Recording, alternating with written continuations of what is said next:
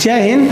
दो जीवों के बीच के आपसी रिलेशन को समझते हैं और समझते हैं क्या होता है स्वपोषी, परपोषी, सहजीविता, सहभोगिता, परजीवी और मृतोपजीवी, इनमें अंतर क्या होता है। देखिए, जितने भी जीव होते हैं या तो वो परपोषी होंगे या स्वपोषी होंगे। स्वपोषी को इंग्लिश में हम ऑटोट्रोपिक कहते हैं। स्वपोषी का मतलब होता है जो अपना भोजन खुद बना सकता है। हम अपना भोजन खुद नहीं बनाते हैं, हम भोजन खरीद के लाते हैं, उसे पकाते हैं, बनाते नहीं हैं, पका के खा लेते हैं। लेकिन पेड़ पौधे कहीं से भोजन खरीद के नहीं लाते हैं, उनके अंदर क्लोरोफिल होता है, वो सूर्य के प्रकाश से अपना भोजन बना लेते हैं। तो जो अपना भोजन प्रकाश संश्लेषण द्वारा बना लेता है उसे हम कहते हैं स्वपोषी। स्वपोषी में केवल आपके प्लांट्स आते हैं, सब पौधे जितने होते हैं वो स्वपोषी में आएंगे, सब प्लांट सब। अब एक क्वेश्चन आ जाता है कि वह कौन सा ऐसा जीव है जो स्वपोषी तथा परपोषी दोनों है, यानी दूसरे चीज को भी खा लेगा और भोजन भी बना लेगा। तो वो युगलीना होता है। युगलीना के अंदर क्लोरोफिल होता है, वह दिन के समय भोजन बना लेता है और रात के समय वो दूसरे चीज़ों को जो जमीन पे गिरे रहते हैं उसे खा लेता है। बहुत छोटे चीज़ें होते हैं युगलीना। तो युगलीना स्वपोषी भी है, परपोषी भी है। तो जितने भी पेड़ पौधे होते हैं वह स्वपोषी के एग्जाम्पल होते हैं। अब बात करते हैं परपोषी की, यानी हेट्रोट्रॉपिक की। हेट्रोट्रॉपिक यानी परपोषी वो होते हैं जो दूसरे चीज पर आश्रित होते हैं भोजन के लिए। वो दूसरे चीज को ही खाएंगे, या तो दूसरे जीव को मार के खा जाएगा, या फल फूल को खाएगा, या अनाज को खाएगा। तो हम सब किस में आते हैं, सब परपोषी में आते हैं, दूसरे जीव पर निर्भर है। तो जो परपोषी होते हैं इनको हम 4 कैटेगरी में बांट देते हैं। सबसे पहला समझते हैं इनका रिलेशन सहजीविता। सहजीविता को इंग्लिश में हम लोग सिम्बायोसिस कहते हैं। ये इस बार बिहार पुलिस में पूछा भी था। सिम्बायोसिस किसे कहते हैं? दो प्राणियों के बीच का ऐसा रिलेशन जिसमें पहले को भी फायदा हो, यानी फायदा को हम प्लस लिख दे रहे हैं और घाटा को हम माइनस लिख देंगे। जब दोनों को फायदा हो जाए तो उसे हम क्या कहते हैं? सहजीविता कहते हैं, जब दोनों को फायदा हो जाए। जैसे गाय भैंस को देखिएगा, उनके कान में खोटी पड़ जाता है तो कौवा उसको निकाल के खा लेता है, उसका पेट भर गया, उसको फायदा, इसका खोटी निकल गया, इसको फायदा। आप देखेंगे कवक और लाइकेन के बीच में, लाइकेन को रहने के लिए जगह नहीं होता है तो कवक जो होता है, कवक उसको रहने के लिए जगह दे देता है। कवक एक छोटा पौधा होता है, वो क्या करता है, अपने ऊपर लाइकेन को रहने के लिए जगह दे देते हैं। तो ये सहजीविता होती है। सहजीविता से दोनों ही जीवों को फायदा होता है। जैसे आप देखिएगा, ये जानवर लेट गया है, इसके ऊपर जितने कीड़े मकोड़े हैं उसको ये सब खा लेंगे, सब इनका पेट भर जाएगा, उसकी सफाई हो जाएगी, तो दोनों को लाभ हो जाता है, उसे सहजीविता कहेंगे। इसमें ये दोनों जीव में एक काफ़ी अच्छा रिलेशन होता है, ना ये उसको मारेगा ना ये उसको मारेगा। आप देखिएगा यहाँ एक गेंडा है, इसके कान में जो खोटी बैठती है उसे चिड़िया खा जाती हैं। जैसे ये कान है, इसमें घुस गई, अब देखिए इस चिड़िया को इसने जो खोटी खाएगी उसमें प्रोटीन की मात्रा होती है, इसका पेट भर गया और इसका कान साफ हो गया। ये कान कैसे साफ करता है, इसके पास हाथ थोड़ी है। तो इसी चीज़ को हम क्या कहेंगे, सहजीविता। दोनों एक साथ जी रहे हैं, दोनों को फायदा हो रहा है। अब सहभोगिता समझिए। सहभोगिता को इंग्लिश में हम कहते हैं कॉमनसेलिज्म। कॉमनसेलिज्म में क्या होता है, एक को फायदा होगा और दूसरे को कोई भी फायदा नहीं होगा और ना ही नुकसान होगा, तो उसे हम क्या कहते हैं, कॉमनसेलिज्म के नाम से जानते हैं। जैसे एक पौधा है और उस पौधे के ऊपर एक दूसरा पौधा आ गया है, अगर वो दूसरा पौधा इससे खाना पीना नहीं ले रहा है तो दूसरे पौधे को तो फायदा हो रहा है और जो पौधा नीचे है उसको कोई लॉस नहीं हो रहा है। इसे हम क्या कहते हैं, सहभोगिता। आप देखेंगे छोटा बच्चा को लोग कंधा पे बैठ के मेला घुमाने लेके चल जाता है, तो जो छोटका बचवा है उसको तो फायदा हो रहा है, और जो मेला घुमाने ले गया है उसको ना फायदा हो रहा है ना लॉस हो रहा है। भाई चलो चलते हैं साथ में। तो जब एक को फायदा हो और दूसरे को कोई लॉस ना हो, ना ही कोई प्रॉफिट हो, तो उसे हम लोग कहते हैं सहभोगिता यानी कॉमनसेलिज्म। ये एपिफाइटिक का पौधा देखिए, ये बहुत बड़ा पौधा है और इस पे ये छोटा सा पौधा निकल गया है। ये पौधा इससे कोई भोजन वगैरह नहीं लेता है, ये पानी ले लेता है बेलामेन उत्तक से। इसके बारे में हम आपको पढ़ा दिए थे जब जड़ पढ़ा रहे थे उसी टाइम पे। तो ये एक सहभोगिता को दर्शाता है। अब बात करते हैं परजीविता को। परजीविता को इंग्लिश में कहते हैं पैरासाइटिक या पैरासिटिज्म। तो पैरासाइटिक उसे होता है एक को फायदा होगा दूसरे को माइनस यानी घाटा होने लगेगा। जैसे हमारे सर में जुआ पड़ जाती है, जुआ समझते हैं, ढील, उसको, तो वो जुआ जो होती है वो क्या है, परजीवी है। सजुरा हमारा ही खोपड़ी नोच के खून पी जाती है, तो वो क्या है सब, परजीवी है सब। उसको फायदा होगा, हमको घाटा लगेगा। मच्छर क्या है, परजीवी। जो बीमारी वाले हैं सब, कोरोना हो गया, मलेरिया हो गया, ये क्या है सब, हमारे शरीर में रहते हैं सब। और जजुरा नोटन की हम ही लोग को बर्बाद कर देते हैं, यानी जिस थाली में बैठेगा उसी में छेद करेगा, उसी को क्या कहते हैं, परजीवी के नाम से जानते हैं लोग। तो परजीविता के बाद अब अगला समझते हैं हम लोग मृतोपजीविता। मृतोपजीवी क्या करता है, तो ये भाई इसको इंग्लिश में कहते हैं सेप्रोफाइटिक। ये कहता है कि कोई आदमी को टुकुर टुकुर देखता है, कहता है तुम मर, जल्दी मर, तुम मरेगा तो तुम्हारे मरे शरीर को हम खाएंगे। जैसे छोटे मोटे कीड़े मकोड़े देखते हैं, चूहा मरेगा तो खाने चले आएंगे सर, गिद्ध हो गया, कौवा हो गया, तो ये सब क्या होते हैं सर, मरे हुए चीज़ों को खाते हैं। तो इसमें एक ही को फायदा हो रहा है और दूसरा तो है ही नहीं है, तो हम कॉमा लगा के छोड़ दिए हैं। तो ऐसे संबंध को हम क्या कहते हैं, मृतोपजीविता। तो ये सब क्या हो जाते हैं सर, मृतोपजीवी हो जाते हैं लोग। हम लोग किस में आ जाते हैं लोग, हम लोग कॉमन सेलिंग में आ जाते हैं। जैसे आप देखिएगा, हम लोग गेहूँ चावल इत्यादि खा लेते हैं तो उसको कुछ खास नुकसान नहीं पहुँचता है, वो हम लोग गेहूँ वगैरह निकाल लेते हैं, क्योंकि जब वो पूरी तरह से गेहूँ और चावल तैयार हो जाता है तभी हम काटते हैं, तो हमें फायदा हो जाता है और बाकी उसको कोई लॉस नहीं होता है। अब हम आपसे पूछते हैं, देखिए आप समझ जाते हैं कि नहीं। क्लास में कोई लड़का बैठा है और वो लड़का पढ़ रहा है, तो आप बताइए टीचर और उस स्टूडेंट में किस चीज़ का रिलेशन है। इसमें से देखिए सहजीविता का है, स्टूडेंट को नॉलेज मिल गया, टीचर को उसका फीस मिल गया। अब एक बात बताइए, क्लास में कोई लड़का विदाउट आई कार्ड पढ़ रहा है, बिना फीस का पढ़ रहा है, वो कैसा है, वो जो है ना सहभोगिता का है। उस स्टूडेंट को तो फायदा हो रहा है क्योंकि उसको नॉलेज मिल रहा है, टीचर को कोई लॉस, कोई फायदा नहीं हो रहा है। भाई 1 लड़का पढ़े या 1 लाख पढ़े, उसको क्या मतलब बनता है। तो ये क्या हो गया, विदाउट आई कार्ड वाला सहभोगिता हो गया। लेकिन अगर क्लास में बैठाने का जगह नहीं है, जिनका एडमिशन है उनको बैठने का भी जगह नहीं है, बड़ा मुश्किल से एडजस्ट हुआ है और उसमें 10 ठो बिना आई कार्ड वाला घुस गया, तो उसे पूरा परजीवी है। परजीवी क्यों है, क्यों, उसको तो फायदा हो रहा है और टीचर को घाटा इसलिए हो रहा है कि जो फीस दे के बैठा है वो तो बोलेगा था कि सर एडमिशन ले लेते हैं, बैठने का जगह नहीं रहता है। पटना के क्लास में यही हो जाता है, बहुत भीड़ हो जाने की वजह से परजीविता करने लगते हैं सब। तो आदमी उठा उठा भगाता है जिसके पास आई कार्ड नहीं है, कहेगा छूट गया है, उससे क्या मतलब है, छूट गया है तो परजीवी हो गए। और जो क्लास के बाहर बैठ के पढ़ते हैं सीढ़ी उड़ी पे, उसको समझिए एक तरह से मृतोपजीवी, बचल कुचल है, वही सुन रहा है उधर से, एक तरह से। ये हम समझने के लिए बता रहे हैं, तो आप इसको समझ में आ गया। और स्वपोषी क्या होता है, खुद से कर लेना, मतलब ये पेड़ पौधे में आ जाते हैं सब। इसका एक स्क्रीनशॉट लेना चाहते हैं तो ले लीजिए। अब हम आहार श्रृंखला को समझते हैं। देखिए पूरे इकोलॉजी में जो एनर्जी का मेन स्रोत है वो सूरज है, मेन यही स्रोत है, सूरज से ही सबको एनर्जी मिलती है। अब इसमें 3 चीज होते हैं, एक होता है उत्पाद और एक होता है उपभोक्ता, एक होता है अपघटक। इंग्लिश में कहते हैं इसको प्रोड्यूसर, इसे कहते हैं कंज्यूमर और इसे कहते हैं हम लोग डिकम्पोजर। ये मरे गले चीजों को खाता है। तो जितने भी उत्पाद होते हैं ये जो होते हैं स्वपोषी होते हैं। हम समझा दिए स्वपोषी क्या होते हैं, ये सूर्य के प्रकाश से अपना भोजन बना लेते हैं। तो पेड़ पौधों को हम किस में कहते हैं, उत्पाद में कहते हैं, इसे हम कहते हैं प्रोड्यूसर। यही हर चीज को प्रोड्यूस करते हैं।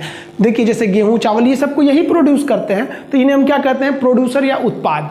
अब जो होता है उपभोक्ता होता है, कंज्यूमर होता है, वो उसे खाकर कंज्यूम करेगा। और कंज्यूमर को भी हम 3 भाग में बांटते हैं, फर्स्ट कंज्यूमर, सेकंड और थर्ड, प्राइमरी, सेकेंडरी और टर्शियरी।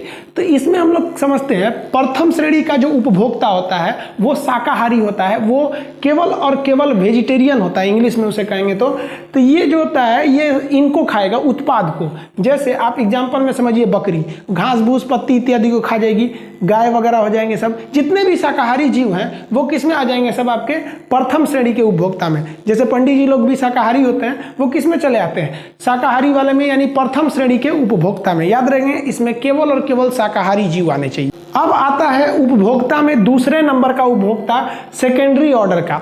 इसमें जो होता है ना सर्वाहारी होता है, ओमनीवोरस होता है, ये सब चीज खा जाएगा। जैसे मानव में आप देखेंगे इधर से शाकाहारी खाएगा, चावल खाएगा, रोटी खाएगा और बकरी का मीट बना के उसको भी खा जाएगा साथ में, समझ में आया। तो ये जो होता है ना ये सर्वाहारी होता है, उसको भी खाएगा पेट भरने के लिए इसको, और स्वाद बढ़ाने के लिए मीट मांस खा लेगा। पेट भरने के लिए आदमी थोड़ा ना मीट मांस खाता है, थोड़ा स्वाद बढ़ाने के लिए। तो सर्वाहारी कौन सा हो जाएगा, सेकेंड ऑर्डर वाला हो जाएगा। अब बात करते हैं तीसरे श्रेणी का उपभोक्ता। तीसरे श्रेणी का उपभोक्ता जो होता है ना वो मांसाहारी होता है, जैसे शेर वगैरह पूरा मीठे मांस खाते ही हैं सब वो सब, तो वो कौन से हो जाएंगे? तीसरे श्रेणी के उपभोक्ता। तो उपभोक्ता उन्हें कहते हैं वो जो दूसरे को खा के अपना पेट को भरते हैं। अब प्रथम श्रेणी का उपभोक्ता क्या खाता है? तो शाकाहारी खाता है। द्वितीय श्रेणी वाला सर्वाहारी होता है, दोनों खा जाता है। और तृतीय श्रेणी वाले क्या होते हैं? मांसाहारी होता है, बकरी भी खा जाएगा, मानव भी खा जाएगा। तो उपभोक्ताओं की कैटेगरी कितनी हो गई? 3 प्रकार की उपभोक्ता हो गए। इनका बैलेंस बनाना जरूरी है। अगर बकरी, गाय, भैंस, जानवर, ऊंट, ये जितने शाकाहारी जीव हैं, अगर पृथ्वी पे बहुत ज्यादा बढ़ जाएंगे तो ये भी दिक्कत है, ये घास फूस पेड़ पौधों को खा के खत्म कर देंगे। अब प्रकाश संश्लेषण नहीं होगा और ऑक्सीजन की मात्रा नहीं रहेगी। तो देखिए हर चीज बैलेंस है इस पृथ्वी पर। किसी भी चीज का बहुत ज्यादा बढ़ जाना या किसी भी जीव का बहुत ज्यादा घट जाना, वो दोनों ही गलत है। हर चीज को बना के रखना। अब पता चला शेर बहुत ज्यादा हो गया, मानव, बकरी, गाय, भैंस सबको खा के खत्म कर देगा, वो भी दिक्कत हो गया। मानव को देखिए ना, मानव बढ़ रहा है, जहां जंगल वगैरह हुआ करते थे आज वहां बिल्डिंग बना के रख दिया, तो तरह तरह की प्राकृतिक दुर्घटनाएं हो रही हैं। तो किसी का भी इस खाद्य श्रृंखला में पूरी की पूरी, हम पूरे खाद्य श्रृंखला की बात कर रहे हैं, इसमें किसी का भी ज्यादा बढ़ जाना या ज्यादा घट जाना बहुत ही घातक होता है। अब बात करते हैं अपघटक। अपघटक को हम इंग्लिश में कहते हैं डीकंपोजर। अपघटक वैसे जीव होते हैं जो इंतजार करते हैं मरने का, टुकुर टुकुर देखते हैं उपभोक्ता को, गिरे मर ना तुम, जल्दी मर, हम तुमको खत्म कर देंगे खा के। इसको भी कहता है, उत्पाद को भी कहता है कि तुम भी मर, हम तुमको भी खा के खत्म कर देंगे। तो ये होते हैं अपघटक, जैसे कोई मरेगा खा के खत्म कर देंगे। जैसे चील, कौआ, जीवाणु, घून, दीमक, ये सब क्या होते हैं? सब अपघटक होते हैं। जैसे कोई लकड़ी है, काट के आप चौकी बनाएंगे ना लकड़ी को, तो लकड़ी तो मरिए गई है, दीमक खा जाएगा, घून लग जाएगा। ये सब जो टाड़ा वगैरह होते हैं सब वो क्या करते हैं? सब खा जाते हैं। सब अपघटक होते हैं। चील, कौआ, बकरी मर गई, शेर मर गई, या फिर आदमी मर गया, साइड में फेंका गया, पूरा उसी पे पार्टी मनाएगा, सब खाने लगेगा। सब आप देखते होंगे ट्रेन वगैरह से कोई जीव कट के अगर लाइन के किनारे मर जाता है तो वो सभी अपघटक आ जाते हैं, जैसे चील, कौआ, चींटी वगैरह, ये इसको खा के खत्म कर देती हैं। तो ये खाद्य श्रृंखला है। खाद्य मतलब होता है आहार। हम भोजन के लिए किसी न किसी पर आश्रित है, तो इसी आश्रित इस चेन को हम क्या कहते हैं? फूड चेन या आहार श्रृंखला कहते हैं। तो ये हो गया आधार श्रृंखला। इसमें ऊर्जा का मेन स्रोत कौन सा है? तो वो है भाई सूर्य है। अब इस आधार पर हम एक पिरामिड तैयार करते हैं कि किसकी संख्या ज्यादा है और किसकी संख्या कम है। देखिए इस पिरामिड में हमेशा नीचे की ओर उत्पाद को रखते हैं, फिर उसके ऊपर उपभोक्ता और फिर उसके ऊपर हम अपघटक को रखते हैं और इसको सजाते हैं हम उसकी संख्या के आधार पर। तो जो आप स्थल देखेंगे ना, जमीन, इस जमीन पर आपको ज्यादातर उत्पाद मिलेंगे, यानी हरे पेड़ पौधे मिलेंगे, घास मिलेगा, पेड़ मिलेगा, नहीं तो आदमी खेती किया हुआ रहेगा। आप 10 किलोमीटर सफर कीजिए आप सड़क के किनारे, आप देखेंगे तो मेन सिटी में घर तो ज्यादा मिलेगा, लेकिन सिटी जैसे पार करेंगे घास मिलेगा, पेड़ पौधे मिलेगा, नहीं तो लोग खेती किए रहेंगे और दूर दूर मकान दिखेगा। तो जो स्थल होते हैं उस पर हरियाली ज्यादा होती है, पेड़ पौधे। देखिए हरियाली इसे मतलब ये मत सोचिएगा पूरा पेड़ पौधे ही आएंगे। उत्पाद में आपका गेहूं, चावल, अनाज, घास वगैरह सब आ जाते हैं। तो स्थल पर इनकी संख्या ज्यादा होती है, इसलिए इनको हम सीधा पिरामिड के निचले भाग में दर्शाते हैं ताकि ये ज्यादा एरिया को कवर करे। और इसके बाद आप उपभोक्ता को देखेंगे, जैसे मानव, बकरी, जानवर से ये कम मात्रा में मिलेंगे और उससे भी कम, ये देखिए ये एरिया तो सबसे कम है ना ऊपर वाला, उससे भी कम अपघटक मिलेंगे, चील, कौवा, गिद्ध, जीवाणु, कीटाणु, ये सब बहुत कम मिलते हैं स्थल पर। तो कहेगा कि स्थलीय क्षेत्र का पिरामिड यानी जो लैंड एरिया का पिरामिड है वो कैसा होता है? तो कहेंगे कि सीधा होता है। लेकिन आप सोचिए कि मरुस्थल यानी डेजर्ट में जाइए, रेगिस्तान में, रेगिस्तान में आपको सबसे कम अगर कुछ मिलेगा ना तो पेड़ पौधे मिलेंगे, हरियाली तो मिलती ही नहीं है। इसलिए पिरामिड को उल्टा कर देते हैं, क्योंकि हमको लिखना है नीचे उत्पाद, उसके बाद उपभोक्ता, उसके बाद ऊपर अपघटक। तो हमको उत्पाद को कम दिखाना है मरुस्थल में, क्योंकि कम हरियाली होती है, इसलिए पिरामिड को उल्टा कर देते हैं। तो यहाँ हरियाली सबसे कम मिलती है, तो सबसे कम एरिया ये एक्वायर किया। उसके बाद उपभोक्ता उसमें मिलेंगे, वहाँ भी मानव मिल जाएगा, वहाँ भी लोमड़ी वगैरह मिल जाएगी, ऊँट वगैरह वहाँ भी मिल जाएंगे, वो इन उत्पाद से ज़्यादा होते हैं। और सबसे भयानक वहाँ मिलेंगे सब अपघटक मिलेंगे, सब चील, कौआ। आसमान पे उठा के देखिएगा तो बादल दिखे ना दिखे, चील, कौआ जरूर मिलेंगे सब अपघटक में। यही हाल होता है समुद्र में। समुद्र में भी आपको वनस्पति, पेड़ पौधे कम मिलेंगे। उपभोक्ता ज़्यादा मिलेंगे, अपघटक ज़्यादा उससे भी ज़्यादा मिलते हैं। तो समुद्री क्षेत्र का पिरामिड और मरुस्थलीय क्षेत्र का पिरामिड मिलेगा कैसा, उल्टा, जबकि स्थलीय क्षेत्र का पिरामिड कैसा मिलता है, सीधा। तो ये पिरामिड से भी क्वेश्चन आया था, आप इसमें भी कंफ्यूज नहीं होइएगा। अब इस खाद्य श्रृंखला में 10% रूल क्या होता है, इस 10% रूल को लिंडमान नामक विद्वान ने दिया था, अतः लिंडमान के नियम को हम 10% रूल कहते हैं। इनके अनुसार अगर हम ऊर्जा को एक जीव से दूसरे जीव में देते हैं तो वो पूरा ऊर्जा नहीं जाता है, केवल 10% ऊर्जा जाता है। मान के चलिए कि अगर सूरज से 1 लाख कैलोरी ऊर्जा आई तो 1 लाख में कितना जीरो, 5 जीरो। तो ये जो होता है पेड़ उस 1 लाख को नहीं एब्जॉर्ब कर पाएगा, उस 1 लाख का केवल 10% एब्जॉर्ब करेगा। 10% का मतलब क्या होता है, 1 जीरो कम कर देगा तो 1 लाख ऊर्जा में से 10% कितना हो जाएगा, 10,000 हो जाएगा। तो इसको कितना पहुंचेगा, 10,000। अब उस पेड़ को बकरी खाएगी ना तो पूरा ऊर्जा इसमें नहीं आएगा, इस 10,000 का 10% इसमें जाएगा। तो 10,000 का 10% अगर इसमें गया तो इसमें कितना गया, 1,000।